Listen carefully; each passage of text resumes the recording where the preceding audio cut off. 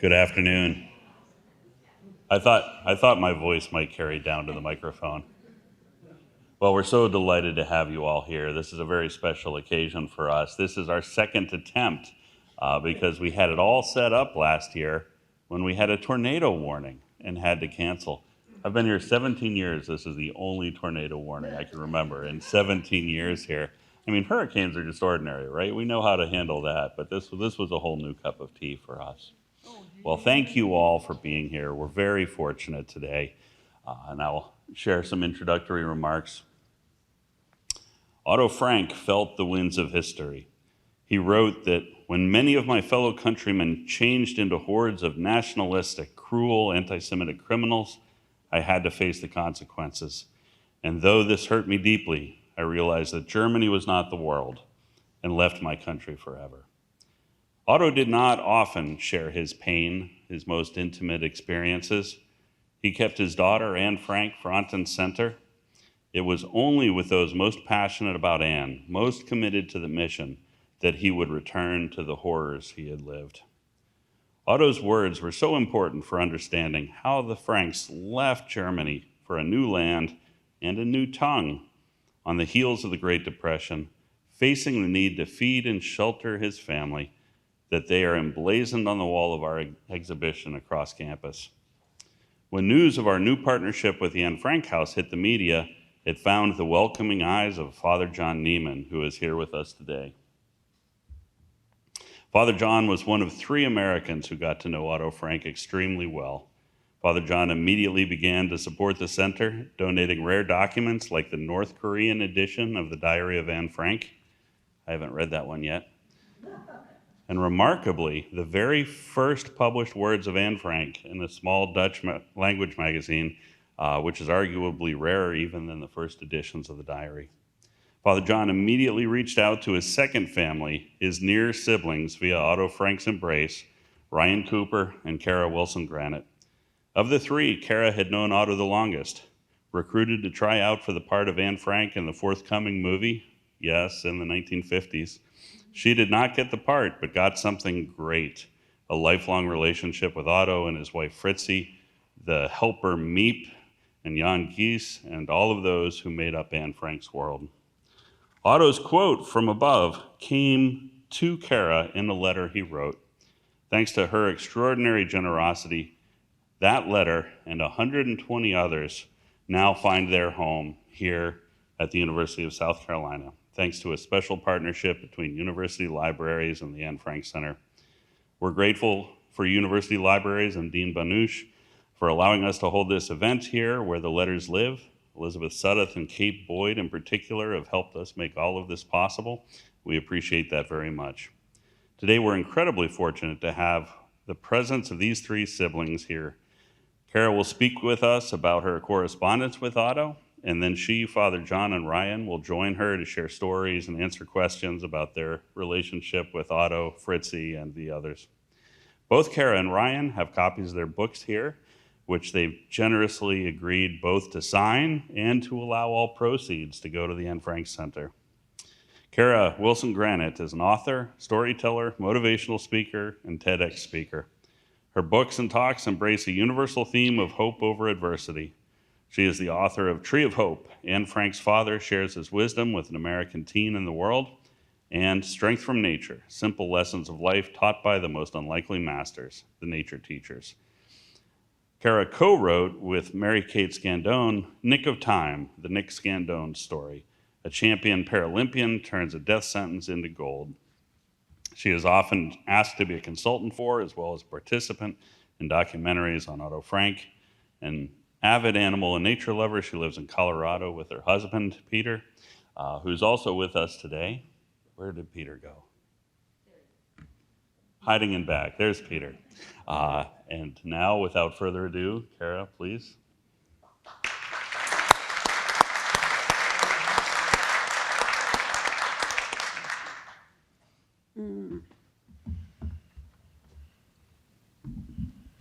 First of all, I'm so excited to be here. I'm going to start crying, so just bear with me. You know, when you almost have a tornado, it's like, oh my God, you know. So it's great to have a priest on board because I've never prayed so hard. Please let this happen, you know, for us to all be healthy and safe and arrive at the same time. And it's here. So I just have to just say, thank you, God, and thank you, Otto. I said, if you want this, you better make it happen. So I'm very, very thrilled, and I thank you so much. I stand here before you deeply grateful and blessed by such generosity of good and loving souls who have helped me land so gently at this magical Anne Frank Center and university libraries. I cannot think of a more perfect home to welcome my long and loving correspondence with Anne Frank's father. I know with all my heart that Otto Frank would applaud not only this beautiful center, but the time and vision and effort it took to create such a welcome haven of peace and unity. Mainly the good people who are gathered here together from all over the globe to hopefully make this world a better place.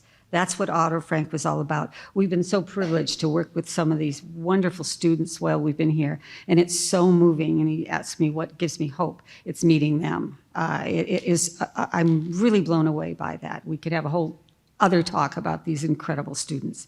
And so it really does take a village, doesn't it? I first thank my dearest soul brother, Father John Neiman, for telling me about this Anne Frank Center in Columbia, South Carolina. You'll get a chance to meet him, and do ask him just everything about the Holocaust, Anne and Otto Frank, and every one of the individuals in this entire story. I'm not kidding. He's a scholar, he's a genius, and he knows everything. So he's my spirit brother, and I love him more than words can express, as I do my other spirit brother, my Ryan Cooper. We consider ourselves siblings, we really do. Ryan has an extraordinary story about his connection to Otto Frank that you really must read. He's selling and signing his book later. It's amazing. Father John and Ryan were both very close friends of Otto Frank, as they are to me for many, many years. And we each have a different perspective of Otto, which is what we love so much about it. For him, he is somebody special in a different way, and you'll hear why. Their transformative stories will move you deeply. And I thank dear friend Vince Van Koch, the remarkable retired FBI agent and lead investigator who spearheaded the spellbinding probe into the betrayal of Anne Frank, has become a very dear friend as well. This list is too long to thank so many who have made this time possible and so meaningful. But mainly, I especially am over the moon filled with gratitude and love for the brilliant visionary, Dr. Doyle Stevick, executive director of this unique Anne Frank Center place. He has opened his doors and his great heart to make this event possible. Doyle has become a great friend, along with his extraordinary wife, Cara, a deeply loving father and husband, teacher and mentor to so many. Doyle reminds me in so many ways of Otto Frank. I am honored to call him my friend. At top of the list is President Emeritus Harris Pastidius, who was integral in making his vision of creating the Anne Frank Center here in North America in Columbia become a beautiful reality, and President Michael Emeritus, who wrote such a welcoming letter to us. I thank Kate Boyd and her entire team who copied those decades of letters for me smack in the midst of a terrifying tornado warnings last year. I just cannot believe it, and they did that.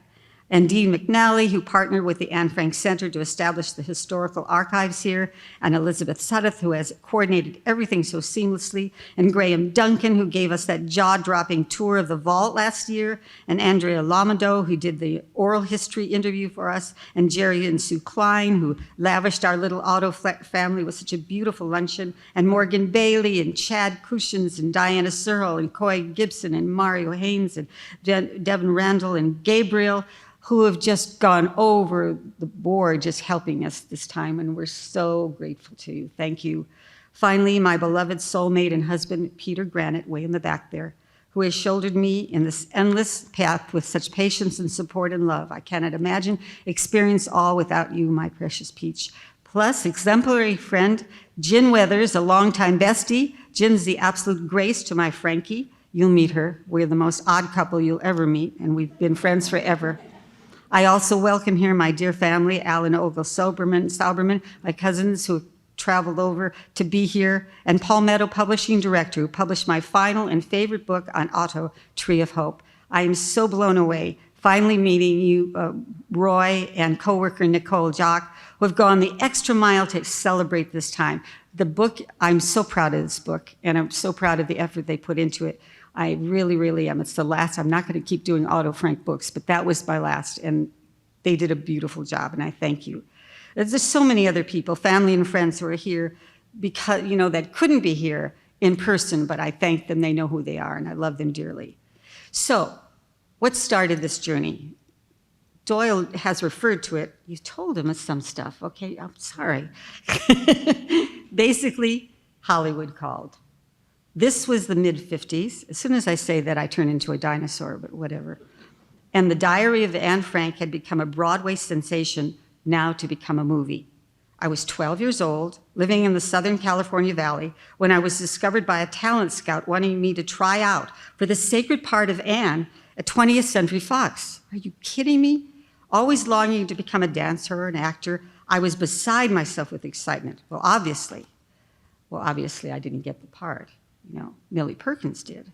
Stupid them, but whatever. But the fates intervened. What I got, I swear, was the greatest gifts of all. Not the silver screen, no, paper stock, stamps, typewritten and handwritten missives, the power of words. Loving years with a wondrous mentor, my kind and loving friend nurtured by decades of correspondence and caring, the father of Anne Frank, Otto Frank, along with his darling second wife, Fritzie. At 20th Century Fox, I had asked them if Otto Frank was still alive, and could I write to him? Answering the affirmative, they gave me his Basel, Switzerland address. I had just read The Diary of Anne Frank for the very first time and was overwhelmed realizing that such a vibrant, passionate young girl my age could be captured and murdered by unfathomable cruelty, monstrous anti-Semitism, bigotry. Well, very much in a lot of ways, things are happening now. At the time, after reading the diary, I was flooded with emotion. But in the midst of understanding for the first time that such hate existed at all, I was also deeply moved by the kind and loving presence of the man who had been her touchstone during the 2 years and 1 month all 8 hid together. He was the very glue, the steady beat, who was their comfort, their teacher, their wise protector. Especially was that for both of his daughters, Margaret and Anne, but most of all for Anne. How he loved them and how they loved him. Otto Frank. I just needed to talk to him. I'd never known any of my grandfathers, and my father, though a kind man, was in his own world of business, and though I was discouraged by others and even think of writing to Otto Frank, don't write to him. He's too busy. Stop. Well, fortunately, I didn't listen to them and poured out my heart in a letter to Anne Frank's father, and then waited for what felt like eternity to receive an answer. Actually, it was quite a few months before it arrived in my mailbox. Letter writing is pretty much a lost art, as you know, sometimes involving the lovely cursive penmanship my friend Jen has, illustrations, envelopes stuffed with stickers and articles and pressed flowers and photographs sent covered with all kinds of meaningful stamps. It's truly a study in patience and trust and imagination and creativity and paper-covered conversations like none other, not involving the nanosecond instant turnaround social media feedback of today. It's like, comparing fast food to gourmet meals. And yes, admittedly, there are tremendous advantages of email versus snail mail. Saving trees, progressing forward at a clip rather than losing our minds, anticipating those faraway answers and results. Time is of the essence now. But oh, that moment of waiting and finally holding my very first letter from Otto Frank. I will never forget it. It was real. August 1st, 21st, 1959. It was 1958 when I auditioned, and now I was waiting and waiting and waiting, and that's when I got this. Dear Cara, I received your kind letter, and thank you for it. It was very nice of you to send me your photo so that I have a better impression of your person. Anne's ardent wish was to work for mankind, and therefore an Anne Frank Foundation has been incorporated in Amsterdam to work in her spirit in the house in which we have been hiding. An international youth center will be established, and maybe you will be able to visit it and work for it when your plan to come to Europe one day can be realized. You are right that I receive many letters from young people all over the world, but you will understand that it is not possible for me to carry on correspondence, though as you see, I am answering to everyone. Wishing you all the best, and with kindest regards, yours, Otto Frank. So yet again, I wouldn't be discouraged. I simply ignored Otto's first, seemingly last talk to the hand letter. I wasn't having his farewell to me. I remember answering that he was not to worry. Don't worry, Mr. Frank. You don't have to write to me. I just want to write to you. And so I did. And whether I just didn't care whether he answered me or not. What choice did the poor man have? Obviously, the kid's not going away. She is writing to me a lot. Thus, they say in the movies, began our long friendship. As the traumas of my life roller coastered, he never scoffed nor condescended at my teenage angst, but gave me his sincere opinion always. And as I reread so many of our letters, I'm both chagrined at my blatherings and hailstorms of exclamation points at a me that I was then, that I pray I matured somewhat into the me now, but not much, I have to admit. I still can't end a sentence without a barrage of exclamation points, and definitely have not learned the less is more art of communication. As you can see, I talk too much. And yet, that dear man never seemed to waver. He would answer all of my questions, take seriously everything I took seriously, made me feel validated, heard, cared for. What should I be when I grow up? Did he think that couples of different religions could marry? Did he like the t-shirt I sent him? No, he did not. He never wore t-shirts, please. But I sent him endless diatribes and little gifts and books, and he patiently wrote back his genteel appreciations and perspectives, along with his amazing second wife, Fritzi, who was right beside him all the time. She was like a grandmother. The most poignant of Otto's letters back to me was the one in the mid-60s when I lost all hope for the world. Our country was decimated by the Kennedy-King assassinations, the deadly Vietnam War, horrific race riots.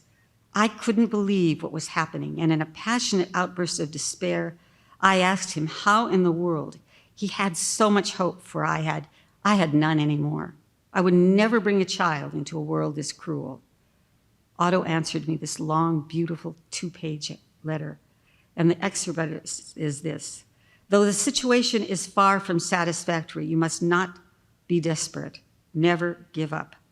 I remember to have once read a sentence: if the end of the world would be imminent, I still would plant a tree today.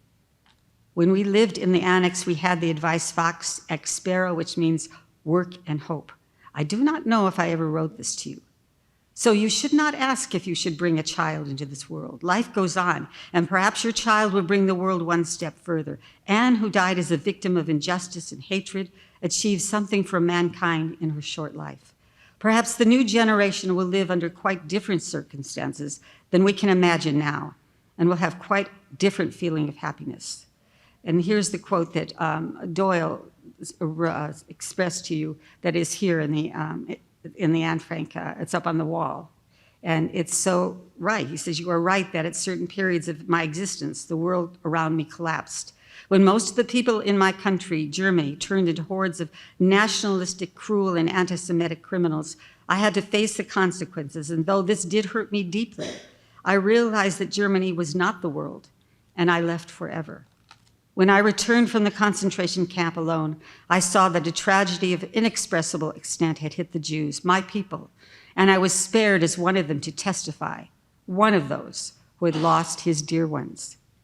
The letter continues, but this was the pivotal message that struck me so deeply: never give up. And to punctuate that point, a few months later, I received a card for my birthday saying 2 trees planted in Israel in my name from Otto Frank. He knew how much those words and that gift would mean to me, since Mother Nature is my true religion. I'm Jewish, but that's my religion. I hug trees all the time. Where I felt loved and protected the most, especially trees. But that message is even more powerful for me today than ever before. No matter how hopeless we're feeling, gutted by despair and rage, life must go on. We must plant seeds of hope, literally and metaphorically, because trees are the actual and symbolic life breath of our planet. They are our lungs, the very air we breathe. We will die without them. Planting trees, a particular beloved practical and symbolic act in the rabbinic imagination, embodies the responsibility for each generation to cultivate resources for the next generation. Such deeply practical action within a spiritual framework is magnified by the dictum of Rabbi Yohanan ben Zakkai, says, if you have a sapling in your hand and are told, look, the Messiah is here, you should first plant the sapling and then go out to welcome the Messiah. I love that so much because that's so true. Life is what matters. That's what Otto Frank was telling me over and over again. When I finally met him after nearly 20 years from when we first began writing together, after I got over the shock of meeting him and Fritzi in person for the very first time, standing in the Basel train station, I'd been terrified thinking there was the possibility of him not living up to my expectations. I practiced scene A and scene B. Of course, you know, having been a Hollywood person, scene A and scene B was part of my whole life. So the doors opened. Scene A was what I prayed it would be. We would see each other, we would hug, we'd embrace, it would be emotional, we would cry. That was just the most beautiful scene A, but it couldn't be that beautiful. So scene B was the backup. It's so good to see you, Cara. You know, I'm a busy man. Let's have some tea. We'll talk. And then I really must go. Hated scene B. But I practiced. Okay, just be prepared. And now I'm on the train, and I hear the conductor say Basel. I'd written Basel, it seemed, hundreds of times in my life. And now it was really real, not just the name and address. Basel was real. And so was Otto Frank. I saw Fritzi first. Where is he? Fritzi and I hugged. Where is Otto? And then she pointed. There he is. He is waiting for you. There he was. This tall, elegant, Prussian, stately man. Dark suit, white crisp shirt, tie, gaunt, beautiful face. Arms outstretched in a welcoming embrace. Otto Frank. And he was beaming at me. And his arms were outstretched. Cara. At last, it was scene A. It was scene A. I'll never forget it. It was so beautiful.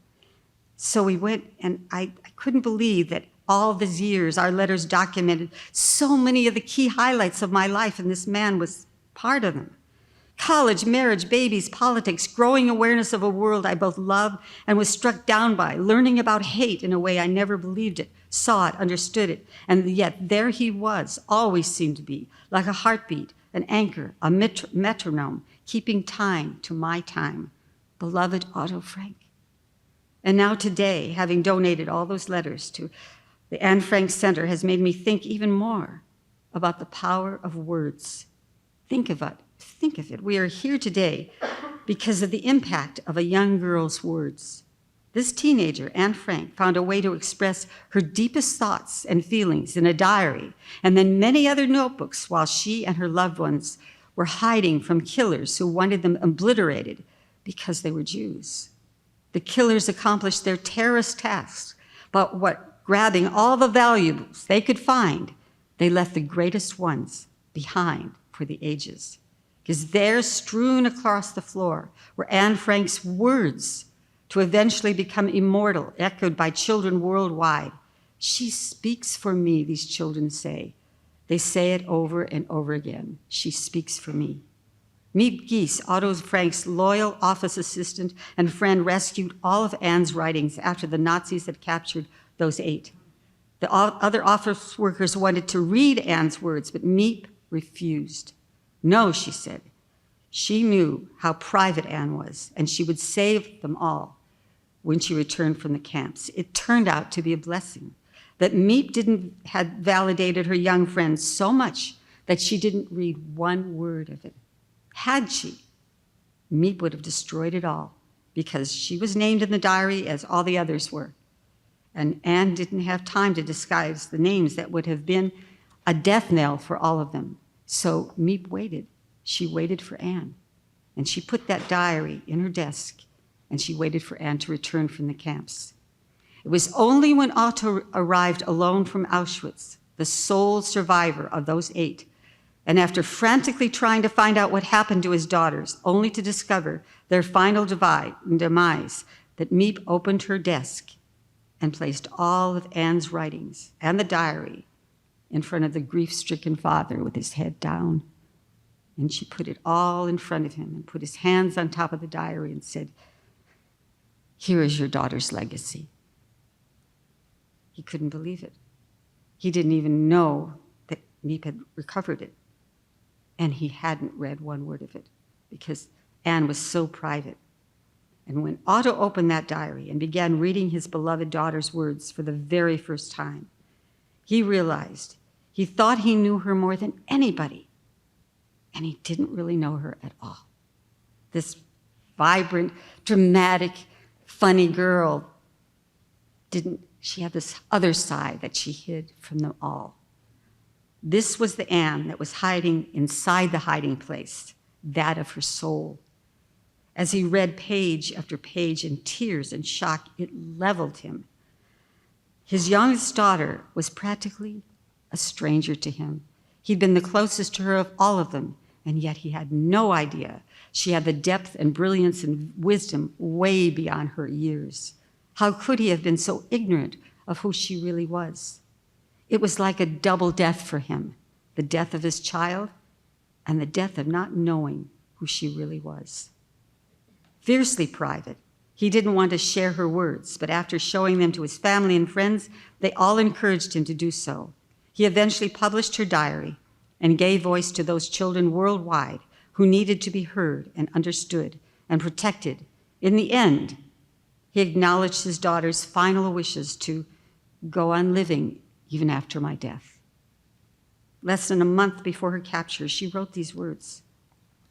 "It's difficult in times like these. Ideals, dreams, and cherished hopes rise within us only to be crushed by grim reality. It's a wonder I haven't abandoned all my ideals. They seem so absurd and impractical, yet I cling to them because I still believe, in spite of everything, that people are really good at heart.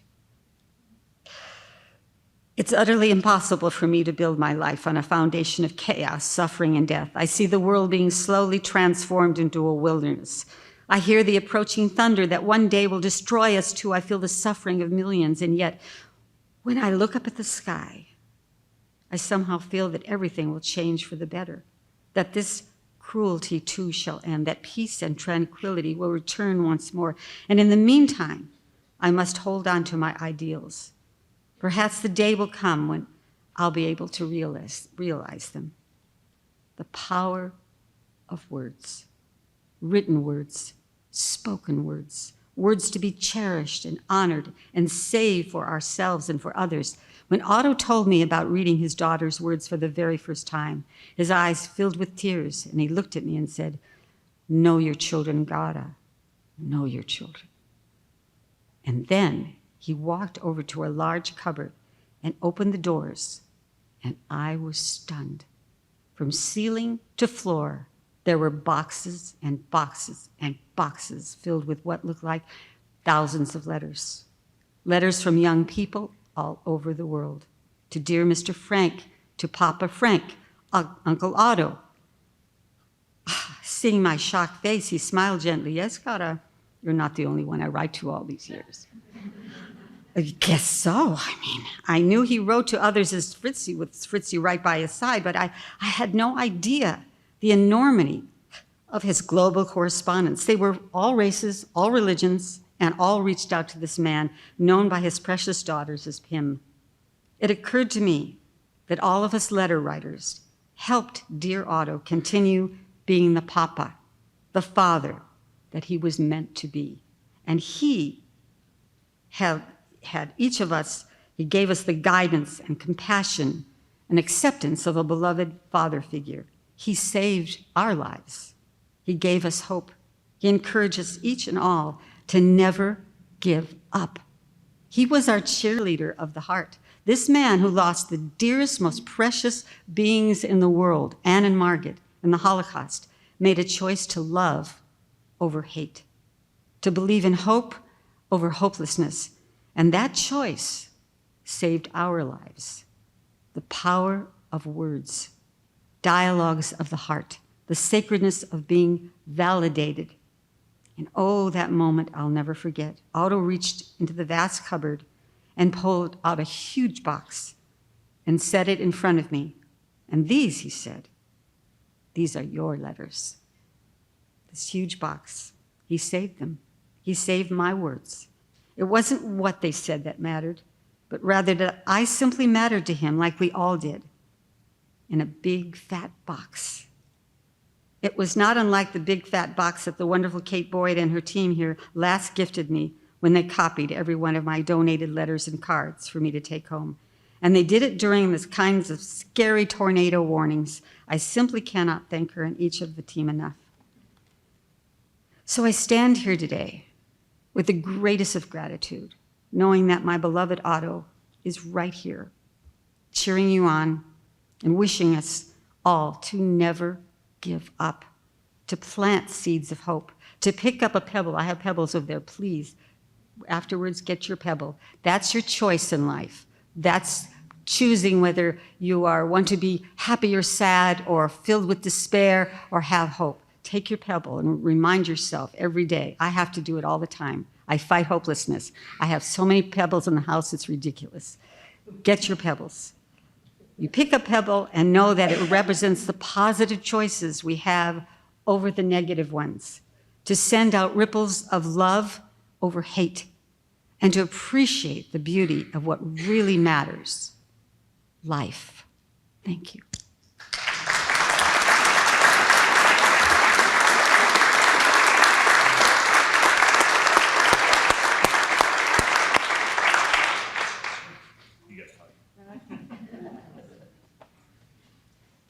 Thank you, Cara. That was beautiful. We really have an opportunity here now to hear some stories and speak with three of the people who knew Otto better than anyone.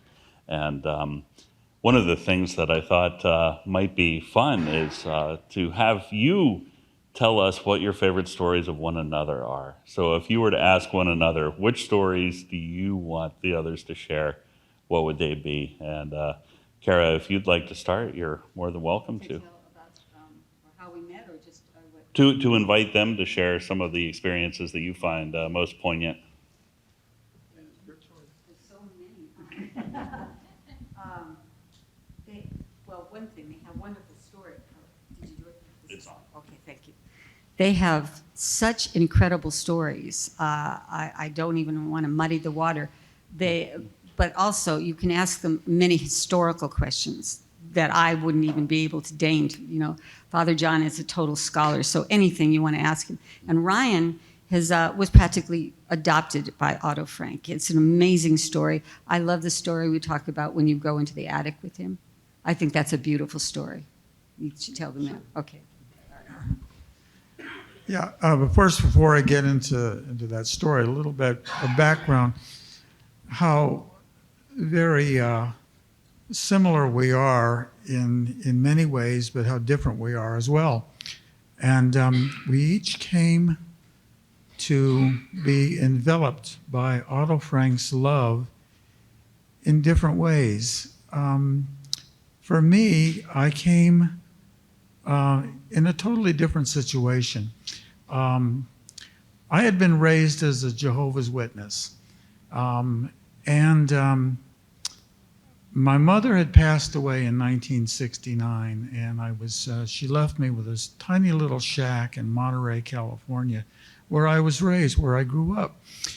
And my world was always surrounded by other Jehovah's Witnesses. And you may know or you may not know that they were a very isolated group in that they admonished each of us to shun the outside world. And we were not to have anything to do with the outside world, including not celebrating any of the holidays, not even one's own birthday, were you to celebrate your birthday. So this is the world in which I was raised. But something happened which changed that whole thing. I had been engaged to a young girl, and our life was all planned before us, but she broke it off. And it really devastated me. And at that point, I didn't really care about anything anymore. I didn't care about the witnesses anymore. I didn't care about that, so I kind of stopped going to meetings and everything. And so here I was in a world I knew nothing about, the outside world. I didn't associate with anybody.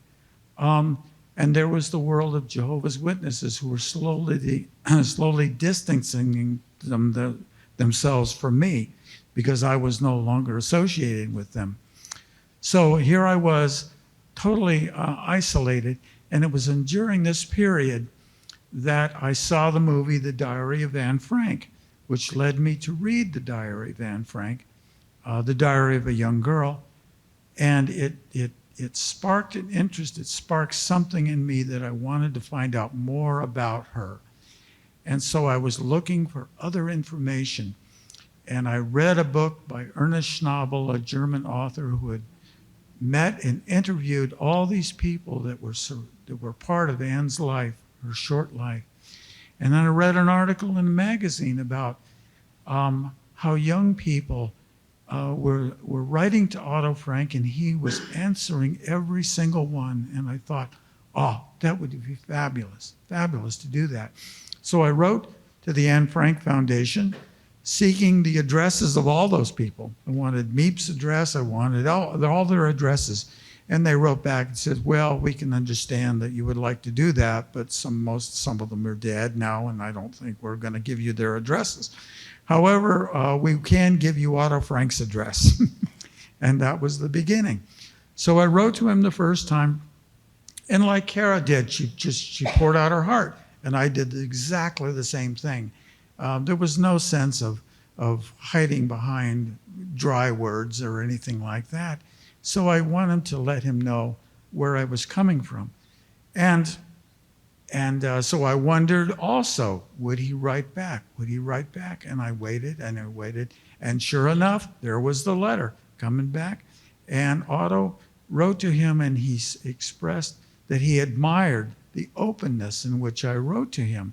So he wrote back not some dry letter like, thank you for your interest in my daughter's diary and everything, but he said he admired the expression of my openness to his letter.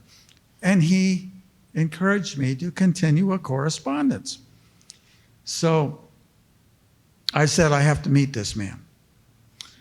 I sold a little shack of a house that had been my mom's, and the only value it had was the land that it was sitting on.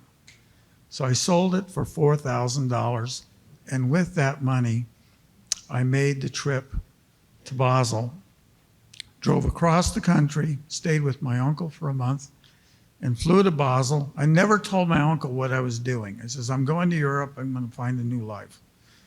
So Otto and I really bonded we bonded immediately.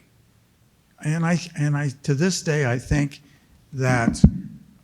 he saw a little bit of himself in me because we were both very sensitive. He was a sensitive man. And we had many, many wonderful experiences. My wish was to work for the Anne Frank Foundation and to live in Amsterdam.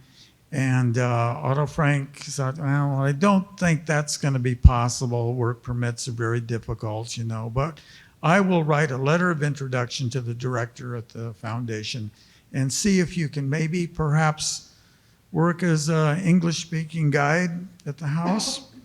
And I took the letter with me to Amsterdam. I gave it for the director, and he said, no way. But interesting enough, for at least a month and a half, I did not go into the hiding place at all because I knew that Otto was going to come to Amsterdam and he was going to take me through the house after they closed. And so I was waiting for that.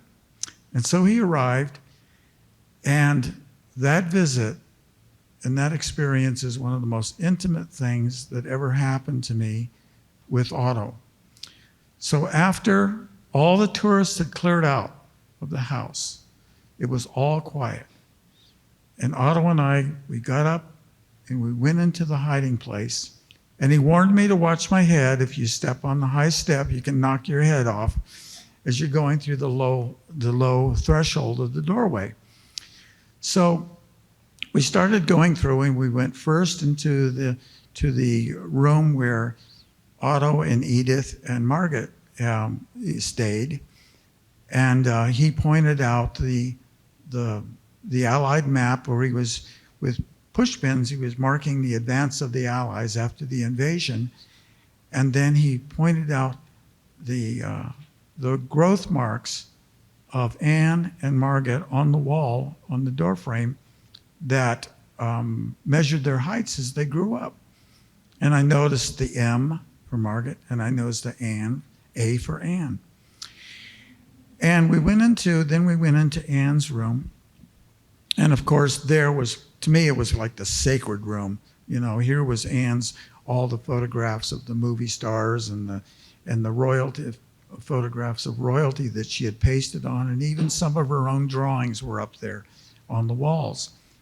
And from there, we went into the bathroom, which I admire. I said there was this toilet was so decorated, it was fancy. It really was remarkable. And then we went up into the upstairs part, and first into the kitchen, in the sitting room where they always had their meals, and almost like a common room. And then we went into Peter's little tiny room. And there was this ladder that led you into the attic, into the loft upstairs. You were not allowed to go up there, but you could stand on the ladder and you could look in. So I was standing on the ladder, and Otto was telling this very funny story that Anne wrote about Peter carrying a big bag of beans. And all of a sudden, the beans burst open, and beans went flying everywhere. And Anne found herself standing in a sea of beans. And it was a very humorous thing. And then there was this period of silence. And I was still looking into the attic, and I happened to turn around and look at Otto, and I saw tears coming from his eyes. And he got embarrassed. And I noticed he covered his face, like he covered his eyes like this, and he says, "You see, I can't take too much of this." And he said, I'm going to leave you alone. I have to go back downstairs because I can't take too much of this. So you can stay up here. You can stay. And so what I did is I followed him as we went back out through the kitchen area, and I watched him as he went down the steep stairs that led to the first floor. And it just hit me. I saw this old man walking down the stairs, and I realized that while I could only imagine what had gone on in these rooms, he was living it all again. He was hearing their voices. He was hearing Anne's voice. He was hearing the voices of all those lost. And that's what Otto was like, because he was generous. He could share what he could, but he could never do too much at one time. And it was one of many intimate experiences that I shared with Otto over the years. And of course, like Cara, we corresponded constantly. And I shared myself in all my letters that I sent to him. And he was like Cara, offered his advice and his responses to his letters. And he always admonished me to follow Anne's wish and to work for mankind. And that really didn't hit me until many, many years later. Otto had passed away. All the letters that I had, all the gifts that I had from him, everything that I had was in a drawer. And it was kind of forgotten. Not really forgotten, but that part of my life was now over. But at the time, we were building a second floor to our house, and we were building a library. And there was a carpenter, and he happened to notice, as I started filling the shelves with books about Anne Frank and everything, And he said, what's all this? What's all this interest about Anne Frank and Otto Frank? And I said that I had known her father and we became very close. At that, he asked me, can I have my wife talk to you because she's a teacher at a middle school on Cape Cod? And I said, certainly, yes. So she called me and she invited me or asked me if I would speak to her class about my relationship with Otto Frank and Anne Frank in the Holocaust. And I'd never spoken about it at all before. It was something that was closed off, something of my past life. But that experience, when I talked to that class for the first time, opened up a whole new world. And I felt maybe this is what Otto means sometimes when I carry on Anne's legacy. I wasn't carrying on Anne's legacy at all with a bunch of letters and things like that stuffed in the back of a drawer, but talking to the class. And at the end of that talk, there was a young girl who came up to me afterwards and she asked me, can I write to you? And it just hit me that because of that, I became her Otto Frank in a sense. And I said, yes, of course. And I wrote to her, and her letter came in, and she felt guilty that she was German. So I wrote back to her and explained that, no, Otto did not hate the German people. He ate what the Nazis did, but he did not hate the German people. He was a loving man that loved everybody, and he was such an optimist. And like Cara said, whenever I talk about it, it's like Otto was standing right here next to me. He's with me in spirit. And that's what has become part of my life now. Yeah.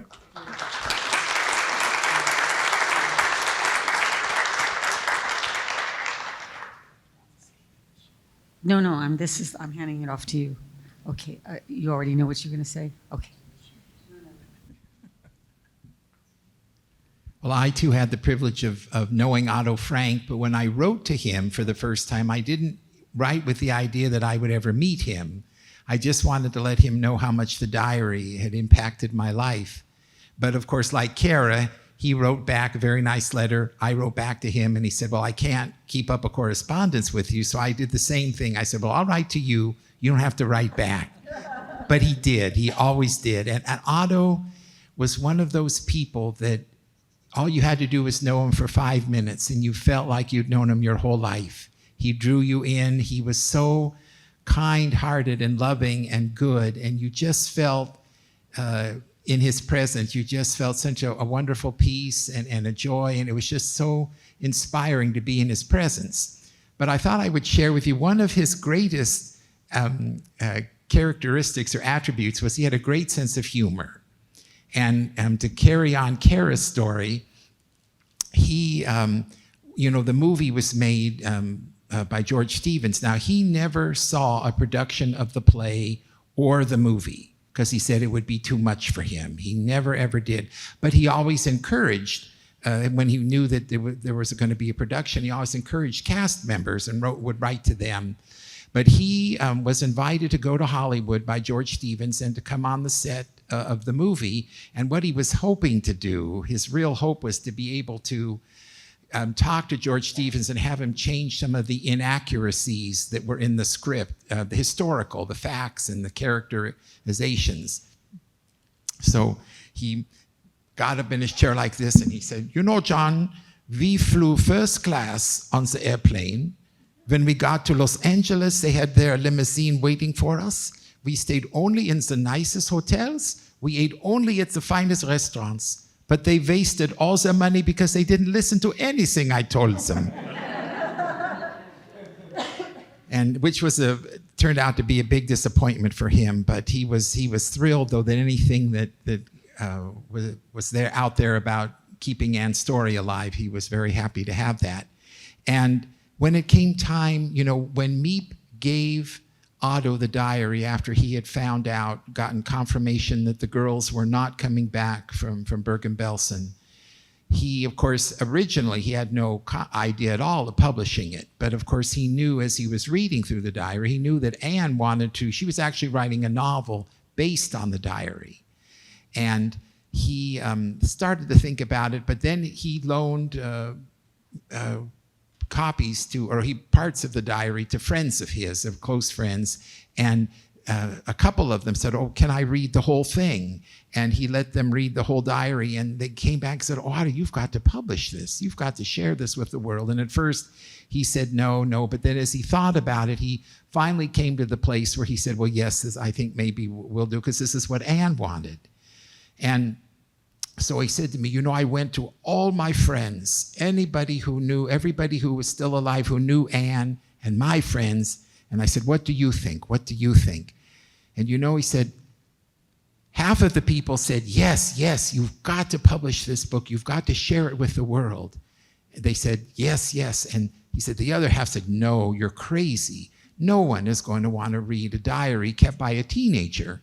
And nobody wants to talk about the war anymore. Nobody wants to hear about the war." And he paused, and he got a little glimmer in his eye, and he said, "Aren't you glad I listened to the people who said yes?" And he was an amazing man. I know for me, my pivotal conversation with him was in 1979. And I was talking and he was listening, and I was talking about again how much Anne meant to me and the Holocaust. And he stopped me in mid-sentence. He said, "It's wonderful, John, that you remember my family, that you love them, that you think about all of the people who died in the Holocaust. But," he said, "if you really want to honor Anne's memory, you need to do what Anne wanted to do, live your life doing good for other people." And for me, at that moment, because I was that's when I was really struggling with, is God calling me to the priesthood? Or, I was sort of on the fence about it. But from that moment on, I knew that for me, that would be answering the call to become a priest. And ironically enough, my very first day at the seminary, August 19th, 1980, was the day that Otto died. And I, of course, he was with me through the entire journey and is still with me. But I had the wonderful privilege when I was ordained a priest in Encino, California on February 1st, 1986, Miep and Jan were there in the congregation at my ordination. They came all the way from Amsterdam because I had become very close friends with Miep.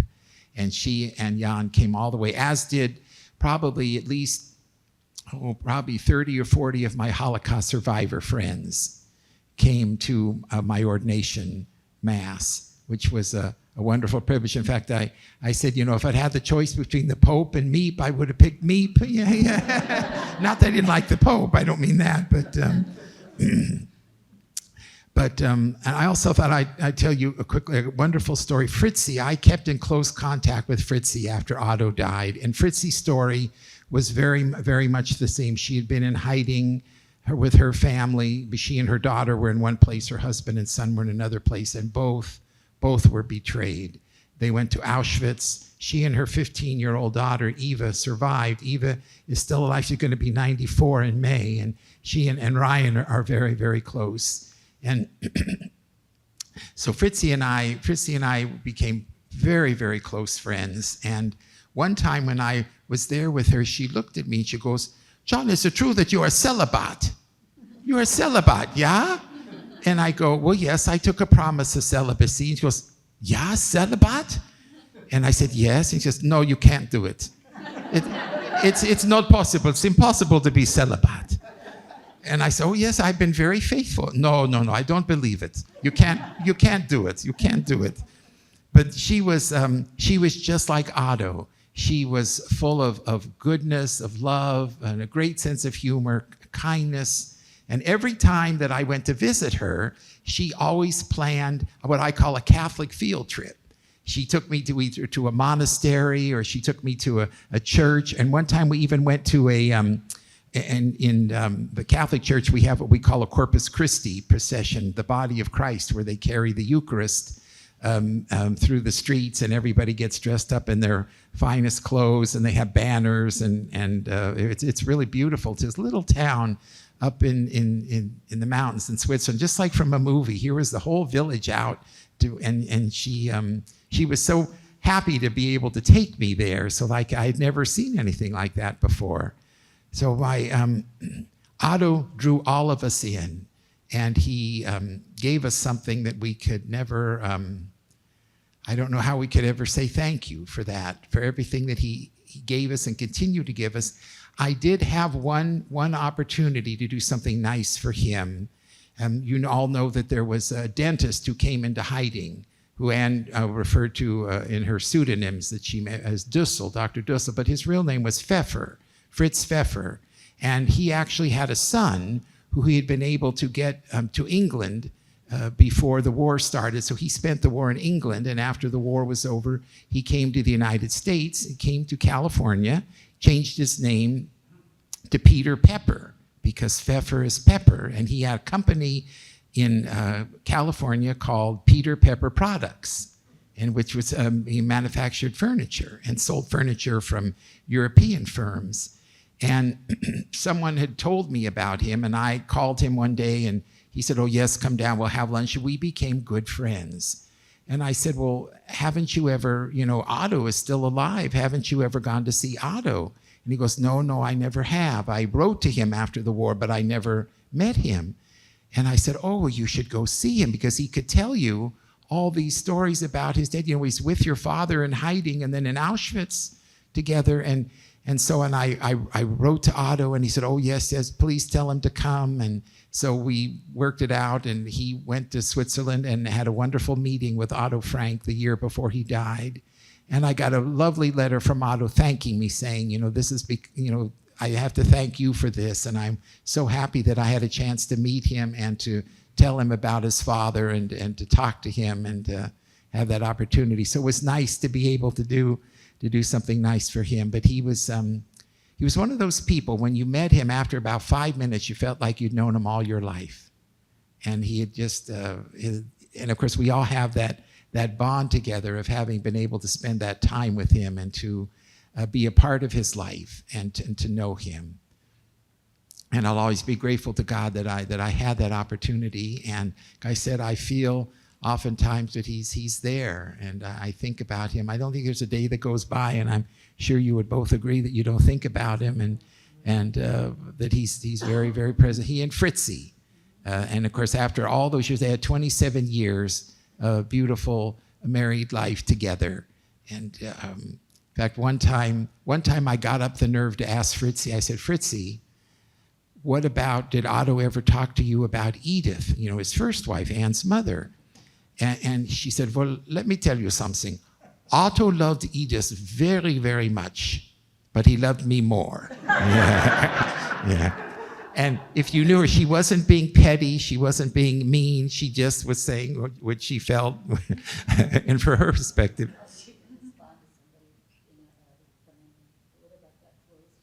Oh, well, Fritzie was one of those people that she never, she always told you what was on her mind, because we could be sitting in a restaurant and somebody somebody would walk in wearing an outfit, be very, very heavy, and she would say, "That person shouldn't be wearing clothes like that. They're much too heavy."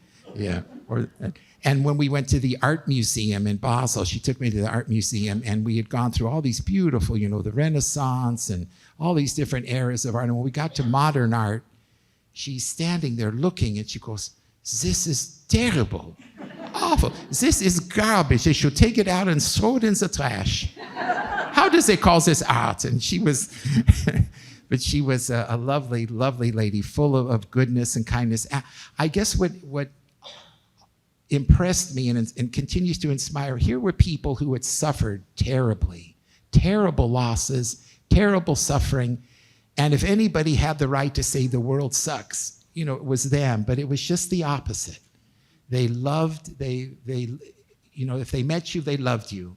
They were full of kindness, compassion, goodness, and they really wanted to make the world a better place. And of course, this is the inspiration that Otto had about now he had Anne's diary and Anne's words to be able to give to the world and to envision her vision.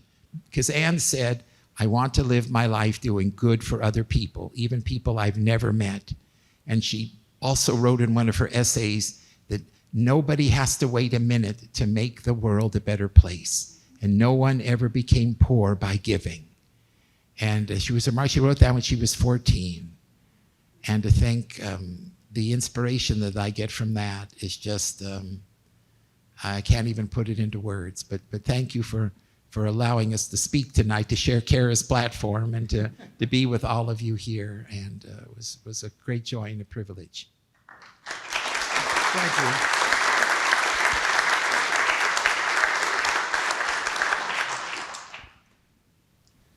Please, do you have something you'd like to share now? Only that I'm so grateful to what I consider my brothers, that we're Manny Moen, what is it? Larry Moen. We are such, yeah, we just think it's hilarious. But it's such a joy. That we've always had this dream of taking this on the road, talking to, and saying. You can share last night. Yeah, we said we should take this on the road. All of us can get in a van, and we'll call it the automobile. So we would love to do that, because I every time I hear them speak, I hear another perspective, another story, and it keeps this wonderful story alive in a positive way. We remember his humor, and I remember saying to him, oh, Otto, I just love you so much. I want to take you home with me. And he says, well, Cara, what about Fritzy? And I said, well, she can come too.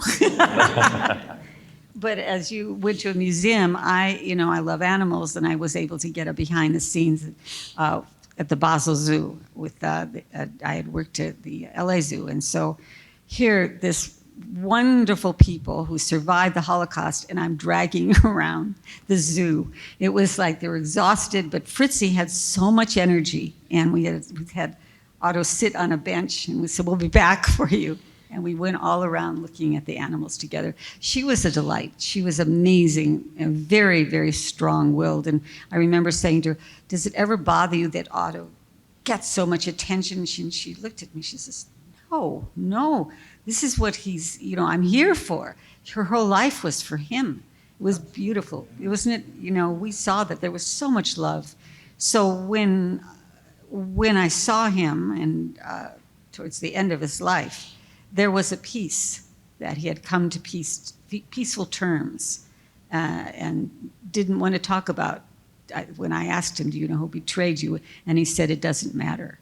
And, at one point it did matter a lot. But when I met him, he was already at peace, and, don't you, that's, yes, we believe he probably knew, but at that point, that resonated with me, those words, it doesn't matter. And I have to work on that all my life, saying, does this really matter? Am I going crazy over something that shouldn't matter? What really, really matters?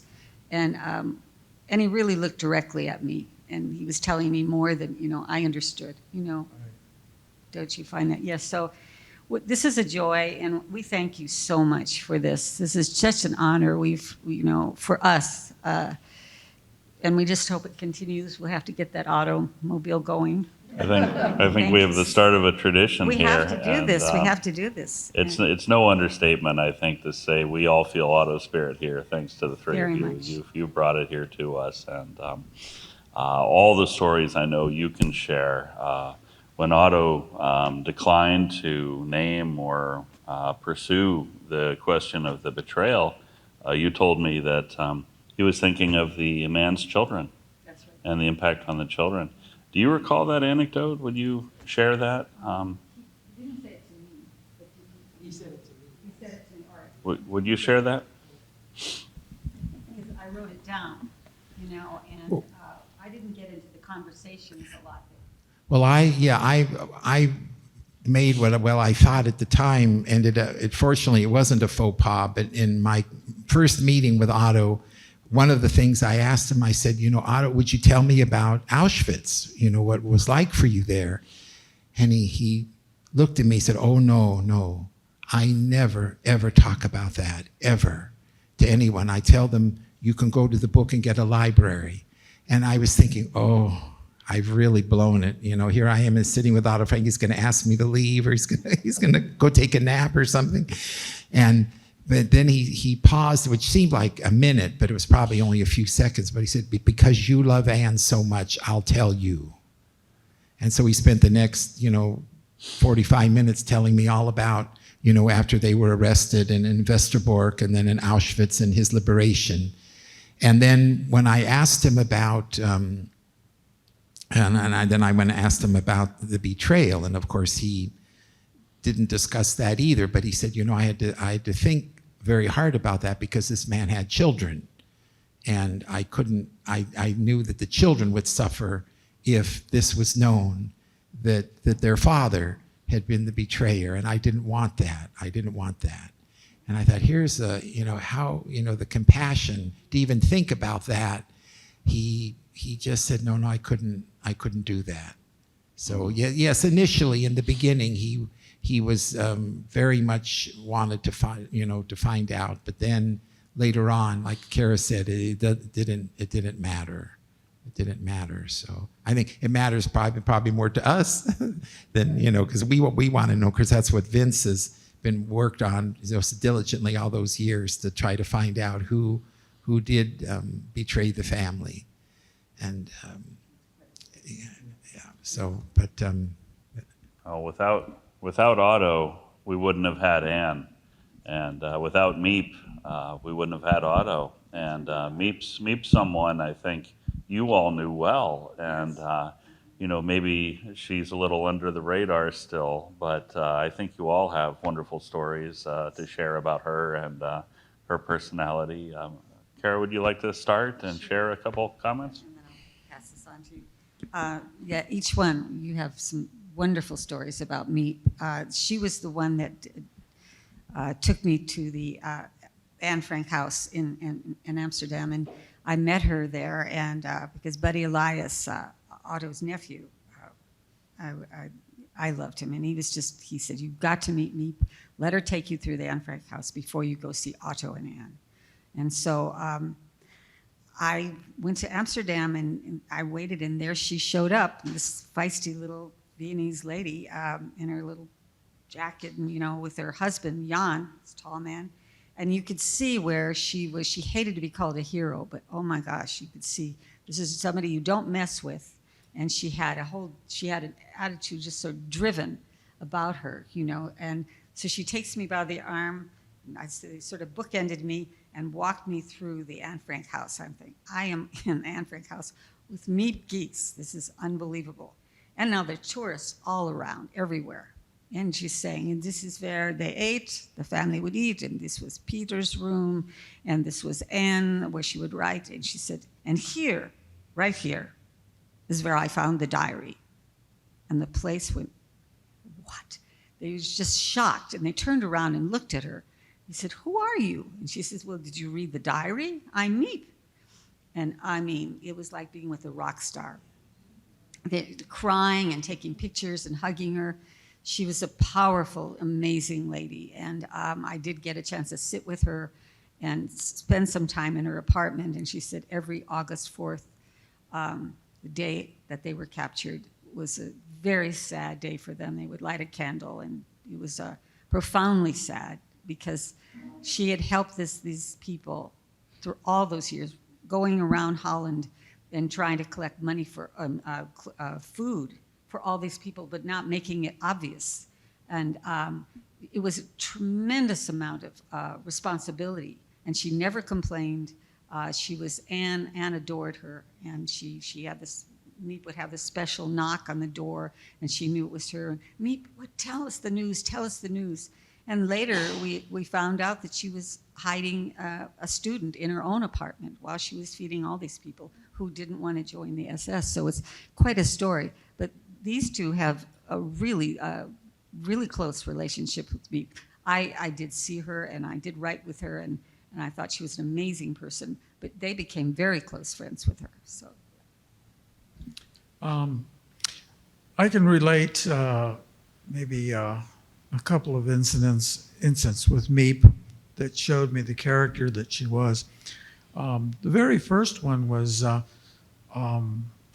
when I was in their apartment in Amsterdam, and the one thing that struck me was that this very tiny woman, and what a lion she was, courageous, and she actually kind of relived something, and she was talking about during the war, and the Allied bombers were coming over, and everybody was outside. They were terrified. They were terrified.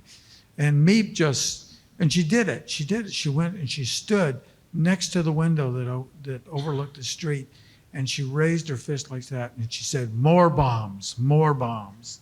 And that was one thing that just struck out to me. Meep kind of adopted me too, because she always said I was frightfully thin. And I was, and then she said, "Ryan, eat, you know." But then on a very humorous side of Meep, this was in '73, and they invited me to have an evening dinner with them in their home. And so we had a very nice meal and everything, and then, we turned the TV on. And can you imagine what Meep's favorite programs were? You will not guess. Her favorite programs was Popeye and All in the Family. That was and we watched them together, and she would laugh and everything like that, you know. So that was a couple of the things, and I did spend many times. When I was living the whole summer in Amsterdam, I was over at their place, making a nuisance of myself in a lot of cases, but I didn't know anybody else in Amsterdam, you know, so I spent a lot of time there.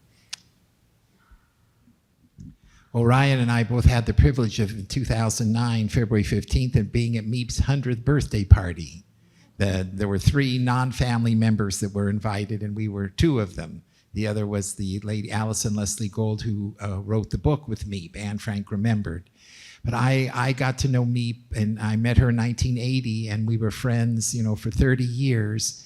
And I was a little more selfish than Cara. Every time I went to Amsterdam, I said, "Oh, Meep, can you take me on a tour of the Anne Frank house?"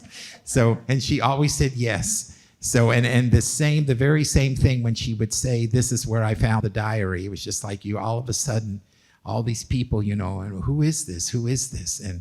And she never wanted to be in the limelight, but she loved to talk to people about it, though. She was very willing to talk about it. And she was, you know, she always said that I imagined many sleepless nights if I had turned my back on my friends when they needed me. And she always used to say, too, that everybody, no matter who you are, what your station in life is, how old you are, whatever your circumstances, can light a candle in a dark room and bring light. And to show you the kind of person she was not arrested on the day that the Gestapo came and arrested the people in hiding. She heard the Gestapo Sergeant Silberbauer talking on the stairwell, and she recognized that he had a Viennese accent. And Meep was originally from Vienna. And so when he came in to interrogate her, she said, "I stood up as tall as I could make myself, and I said in a friendly voice, 'You're from Vienna, I'm from Vienna too.'" And it just stopped. He just stopped in his tracks, and she could tell on his face he didn't know what to make of it, because she was thinking, here's this man thinking 2 people from the same place, one wants to kill the Jews, one wants to save them.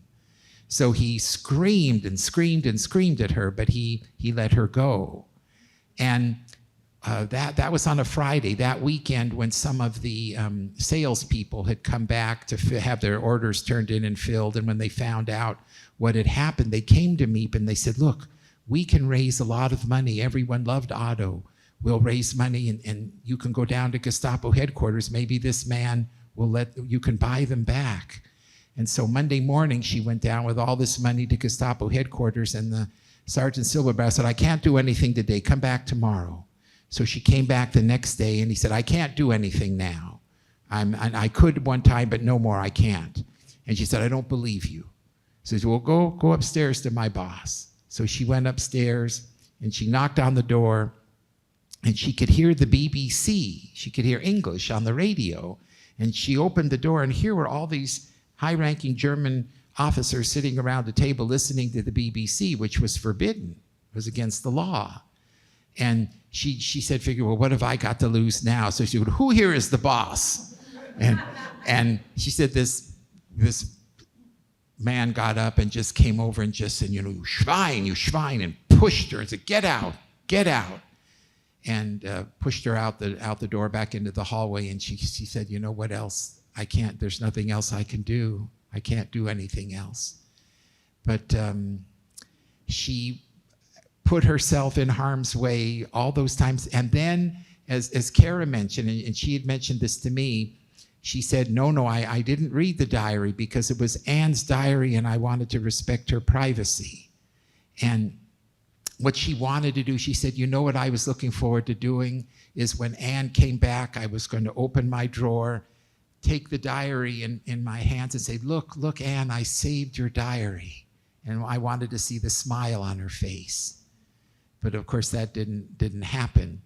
But she said, if I had read it, I would have burned it because my name, my husband's name, all the people that helped them, it was all there. Because remember, this was August of 44.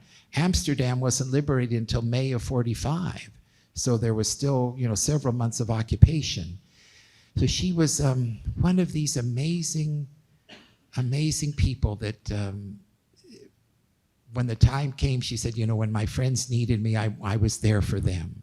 And about the betrayal, I'm sure you've heard this quote too, but when people would be bugging her about, tell us, who betrayed, and she goes, well, can you keep a secret? And they said, oh, yes. And he goes, well, so can I.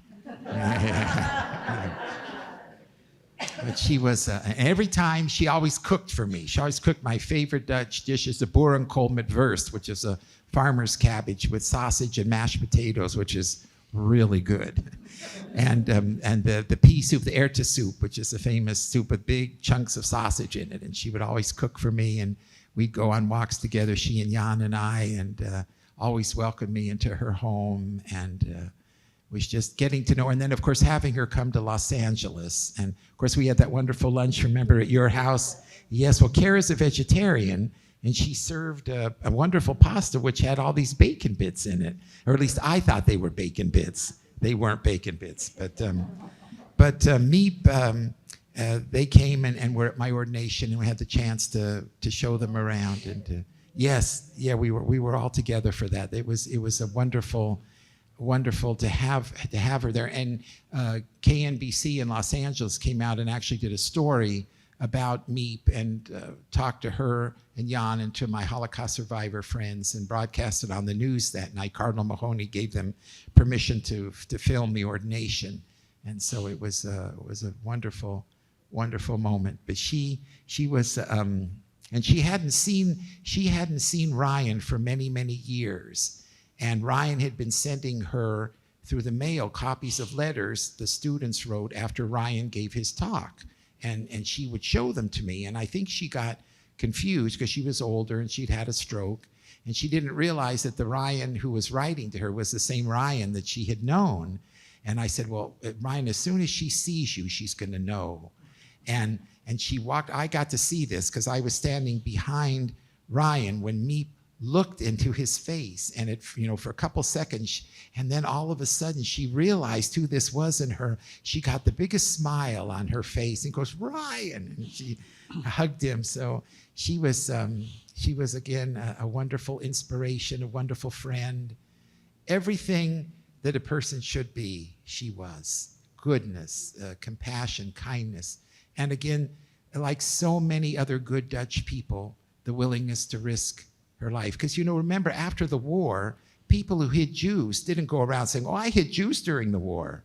I hid Jews. No, because they didn't do it for that. They did it because they loved people and they wanted to save their countrymen.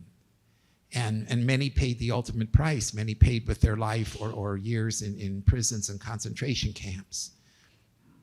And so she was one of those, she always said, I'm not a hero. I stand at the end of a long, long line of good Dutch people. Yeah. And she showed us that, like she said, anybody can light a candle in a dark room and bring light.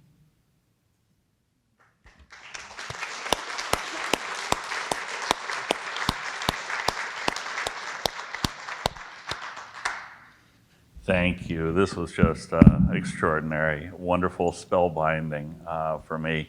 And boy, the detail about Meep watching Archie Bunker, I'll never forget that. That's just, I have to say it has a personal element for me because the main reason people pronounce my name wrong is because Meathead on Archie Bunker was Michael Stivic instead of Stevic. So I love the idea that Meep was hearing that name. And just to connect the dots a little bit, Fritzy and Otto, Fritzy's daughter, Eva, later known as Eva Schloss, was here in 2017. Probably a few of you got to hear her here. Did any hands? Anyone there? Oh, terrific. So when Eva was here in 2017, we filled the Koger Center with 2,000 middle school students.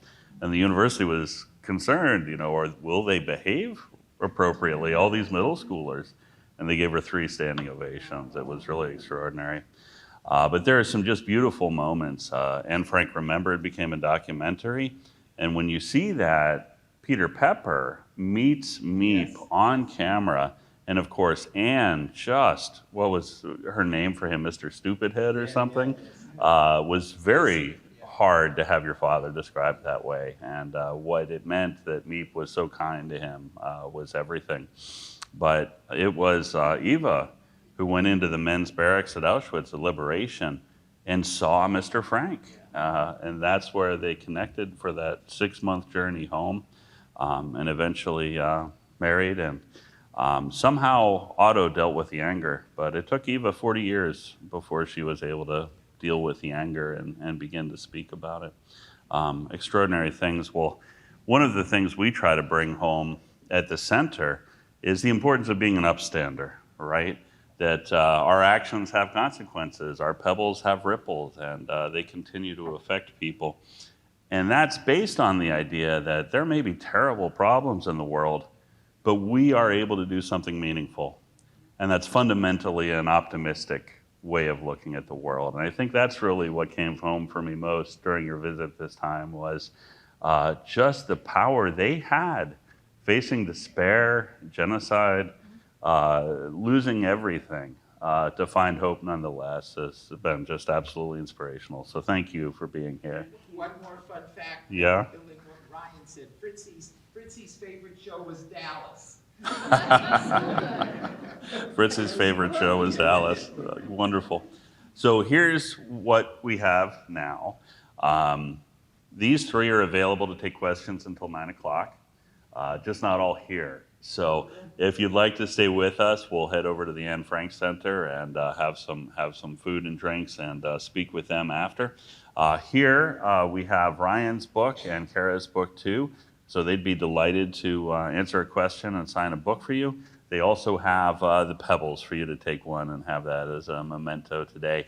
The letters that Cara donated, some are on display here. I hope you get to take a look. And thank you again, our library colleagues, for this. This was terrific, but let's give another round of appreciation.